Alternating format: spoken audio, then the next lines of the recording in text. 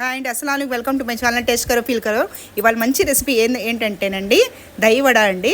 నేను రాత్రే మినపప్పు కొంచెం అందులో బియ్యం నానపెట్టేసి మినపప్పు బియ్యం రెండు కలిపి నానపెడతానండి.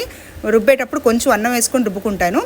అందులో ఆయిల్ వేసేసి వేడి మినపగారెలు చేసేసుకున్నానండి. ఇక్కడ పెరుగు కర్డ్ కొంచెం చిలక కొట్టుకొని పక్కన పెట్టుకున్నాను. ఇప్పుడు కొంచెం తాలింపు పెట్టుకొని పక్కన పెట్టుకుందాము. అందులో పెరుగు దాంట్లో మనం వడలు వేసేసేయాలండి. ఇందులో తాలింపు దాంట్లో కూడా మనం ఉప్పు వేసేసేయాలి కలిపేటప్పుడు. ఇప్పుడు మెల్లిగా ఒక్కోటి గారెలు నేను అందులో వేసుకుంటున్నానండి. ఇది రుబ్బేటప్పుడు మాత్రం కొంచెం పిండి, అప్పుడు నేను వీడియో తీయలేదండి.